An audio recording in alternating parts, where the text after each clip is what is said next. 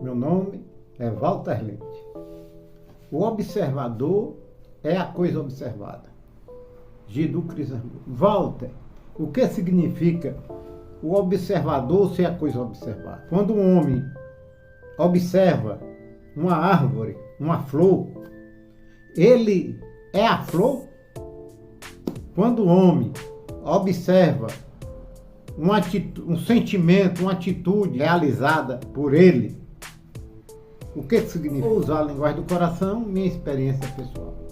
Quando se fala que o observador é a coisa observada, está se referindo à plena capacidade que o homem tem de gerar conclusões, criar definições e de gerar imagens.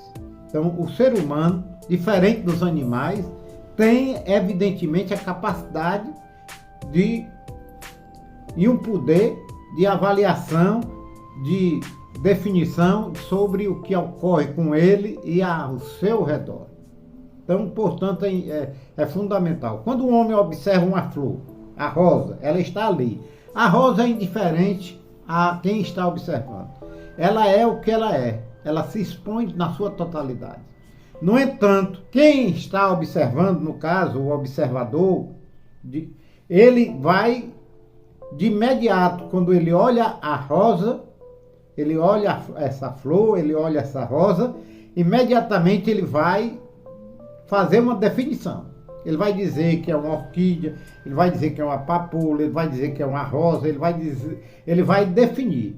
Ele vai dizer a sua cor, ele vai dizer que ela é linda ou ela é feia, ele vai dizer que ela está muito viva ou que ela está enfraquecida.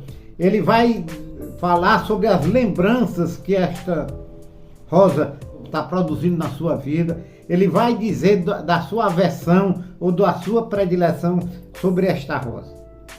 Na verdade, tudo que ele está falando da rosa não está na rosa, está dentro dele. São conceitos, são definições, são conhecimentos que ele foi ao longo da sua vida armazenando como memórias. Portanto, quando a gente olha algo, tanto externo, no exterior, quanto na subjetividade, aquilo que a conclusão, o que a pessoa vê e o que a pessoa determina de que viu e define, não é o que está de fato fora, é o que está dentro da própria pessoa. Portanto, quando Krishnamurti fala que o observador é a coisa observada, ele está se referindo a esta capacidade humana de interiorizar, de gravar, de gerar memórias, gerar conhecimento e a partir daí ele cria um centro que é formado por pensamentos, memórias oriundos da sua vida presente, passada e das expectativas futuras. Desta forma, ele recebeu através da educação, através da cultura, através da tradição do país em que ele nasceu e ele vive, ele forma então um conteúdo, um fundo de condicionamento, de memória. E tudo na vida dele vai funcionar a partir deste fundo. Se uma pessoa é católica, fervorosa, e o outro é hinduísta ou budista, o outro é ateu, cada um vai falar do seu centro, daquele ponto em que ele recebe, evidentemente, a forte influência. Então, o católico vai determinar e vai falar sobre as suas crenças. O ateu vai contestar todo e qualquer tipo de crença, porque ele tem no seu fundo de memória a ser uma pessoa cética, uma pessoa que não acredita em nada e, portanto, ele vai defender, evidentemente, sua tese. Já o budista vai defender o seu conteúdo filosófico trazido pelo budismo. E desta forma, as nossas relações, a relação dos seres humanos, ela ocorre através destas imagens que estão armazenadas, que a gente chama centro. Algumas pessoas falam, é meu eu. Outros falam, é minha personalidade. Outros falam, é a minha maneira de ser. Mas, na verdade, o que o Krishnamurti quer mostrar, quer falar e demonstrar para a gente é de que cada pessoa ele forma um conjunto de conteúdos através das imagens, através das experiências, e estes conteúdos que tem valor afetivo, tem um forte valor emocional, passa a comandar a vida desta pessoa. No caso agora, nós estamos numa época política. Existem os defensores de um partido e os defensores de outro partido.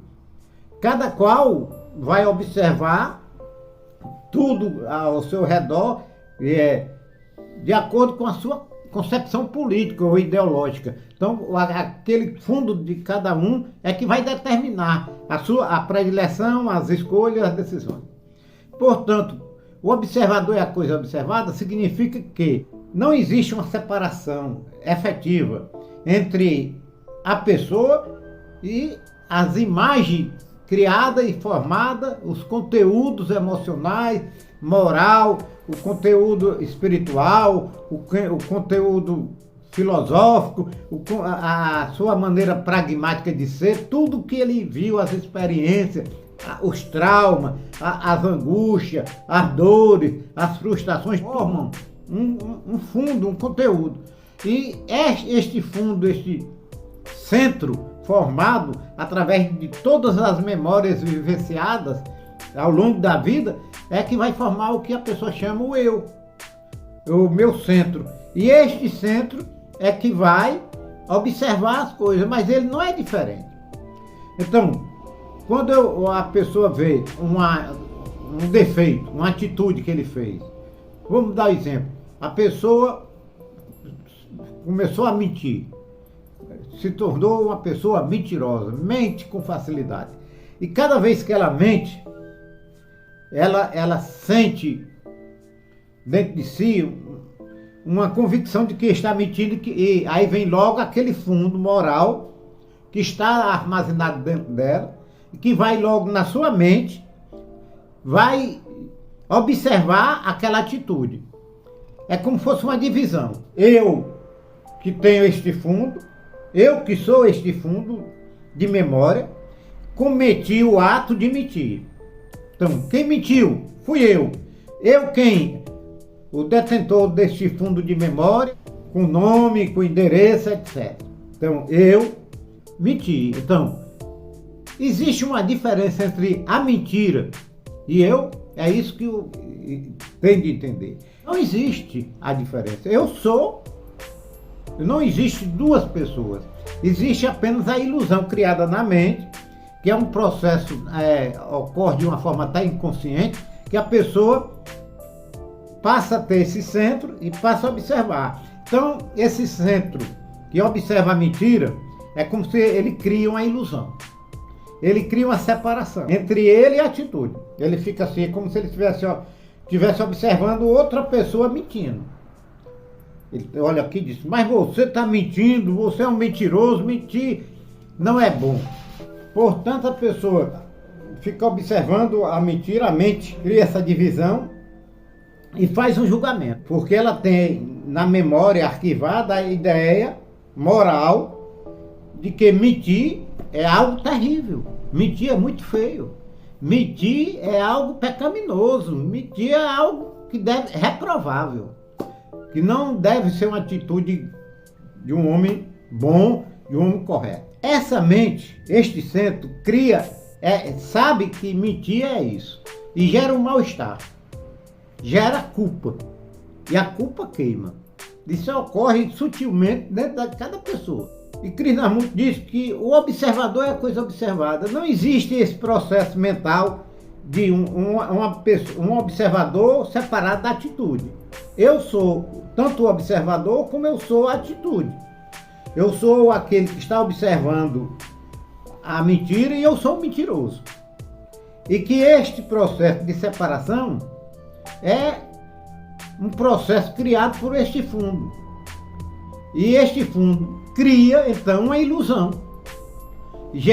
Cria um tempo na mente da pessoa e cria, então, a ideia de que se eu não sou a mentira, e eu estou mentindo agora, eu vou deixar de ser mentiroso. Eu vou trabalhar para deixar de ser mentiroso. Este tempo que a pessoa vai passar do mentiroso ao não mentiroso, Krishnamurti chama de VAC, que é tempo. Portanto, quando Krishnamurti fala em observador é a coisa observada, ele está se referindo a esse processo. Quantas pessoas não estão se autocondenando? Milhões de atitudes. E cria esse processo, o alcoólatra que está bebendo exageradamente, fica reprovando. Isso aí é muito feio, é errado, está se matando isso. Agora você vai buscar a sobriedade. Ele cria, então, esse processo devia ser de lutar contra. Se ele aceitar, se ele compreender que não existe essa diferença, eu sou a própria mentira. O que é que irá acontecer? Quando eu deixar de buscar ser algo diferente daquilo que eu sou, quando eu quero ser algo que sou diferente daquilo que sou, eu gero conflito, eu gero a dor, eu gero a angústia. E quando eu aceito o que sou, não existe o desafio, não existe o problema. O problema é criado a partir da não aceitação do que se é. E desta forma, eis aí o porquê de muita gente ter grande dificuldade da superação dos problemas interiores. Como é difícil a pessoa superar uma dependência, como é difícil a pessoa mudar um comportamento, porque ela cria esse processo, essa dicotomia, essa divisão entre observador e coisa observada. É como se fosse uma pessoa diferente, existisse uma pessoa diferente da atitude que ela faz. O cara tirou o dinheiro do outro, roubou o dinheiro, furtou o dinheiro do outro. E ele imediatamente vem na mente dele a ideia que ele fez algo reprovável, que aquilo é absurdo, e vai queimar, vai gerar culpa, e aí ele vai lutar agora, criar um processo interno de deixar de ser ladrão, deixar de roubar, deixar de furtar, e vai criar essa ilusão de, enquanto a pessoa está trabalhando, buscando ser diferente, não vai sair do canto, porque ele só vai conseguir superar quando ele aceita e compreende que não existe, ele não é diferente do roubo, ele é o ladrão, e não existe nenhum observador separado do ladrão. Então, quando eu vejo uma casa, e aquela casa bonita, longe, e eu começo a definir a casa como maravilhosa, como bonita, como esplendorosa, trazendo as lembranças que a casa está despertando na minha vida, tudo aquilo da casa que eu estou vendo está dentro de mim. Por isso eu sou o observador, é a coisa observada. É sutil, mas é fácil de se ver. É um conceito interessante que a pessoa pode ser usado na recuperação das adicções. O adicto, no caso de alcoolismo, ou PMO, ou droga, seja lá o que for, ele fica com a mente observando que ele é um adicto. E ele não quer ser. Aí cria a dualidade.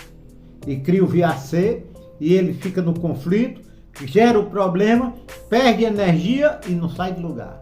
Quando ele aceita que ele é o adicto, que ele não é diferente daquilo, que nada existe, que tudo que existe nele é adicção, que não existe um observador separado, o que vai acontecer? Não vai ser gerado o conflito, não vai ser gerado o problema, e tal fato vai gerar a dissolução do problema. É o que o primeiro passo diz, aceitar a impotência e a derrota. Pense no que eu disse. Agradeço a todos pela preferência. Se o amigo gostou, compartilhe, se inscreva no canal e acione o sino para receber vídeos novos. Mais um vídeo sobre o conteúdo de Jiddu Krishnamurti.